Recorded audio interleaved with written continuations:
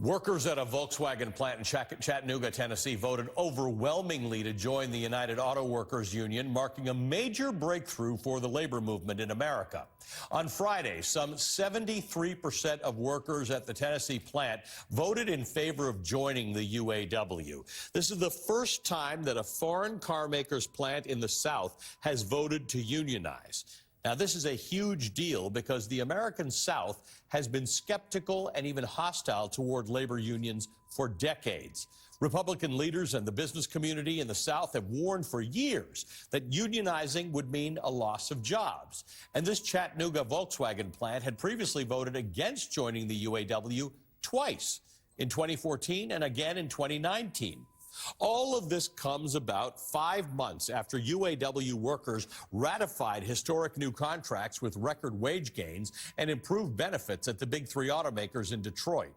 With this win out of Tennessee, the UAW will expand its focus to other southern plants, hoping to organize at least half a dozen more over the next 2 years. Another vote will take place next month at a Mercedes-Benz plant in Alabama.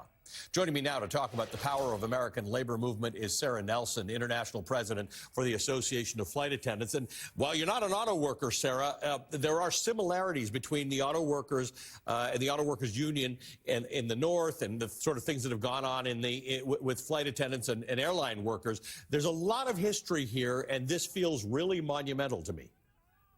This is monumental, Ali. This is an extraordinary win, but it is coming off the backs of the strike and showing the American worker that we can fight and we can change the conditions in this country. Every single person across the country is working 2 and 3 jobs to survive. Forced overtime, our time and our money has been taken from us. And so this is not just a fight in the South, although the South is really where we've got to win big, because this is where workers have been exploited the most, oftentimes to attract companies from outside the country and to bring those companies in on the backs of the workers who have subsidized those companies with low wages and a lot more time on the job. Sarah, talk to me about the threats. During the strike, the thing that came out was always, you're going to lose your jobs. In fact, some of the automakers started shutting down plants and laying off workers. That's always the threat. Prices will go up, you'll lose jobs, bad for everyone. It has worked in the past as a fear-mongering tactic. What's changed in the last year or two? What's changed is that workers see that that tactic is a tactic to continue to make us desperate for this work, to make us feel lucky that we should have a job, rather than helping these companies understand that they should feel lucky to have our work.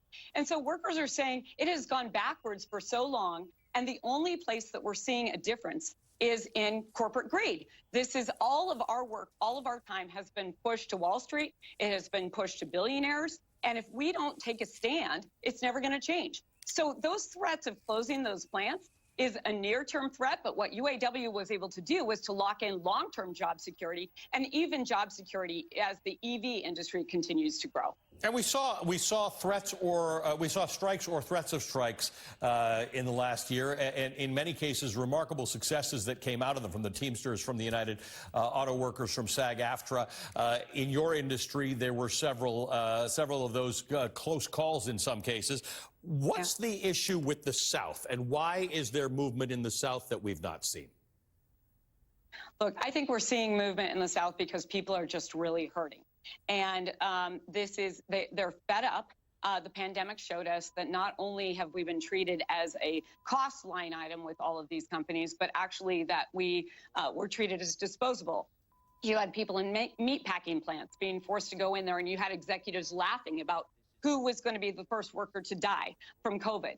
So we have seen very clearly that we're in this together across industries. Flight attendants are fighting right now for record-breaking contracts, and just like the auto workers were. And we need a giant step forward because we're also facing legacy sexism that has kept the value of our jobs lower than it should be. We're fighting to get paid for our time at work. This is a major issue across industries, that workers are forced to do work where they're not paid at all. And so these are some of the same issues that we're fighting across the board in every industry. And when other workers see that workers are winning, that encourages them to stand up.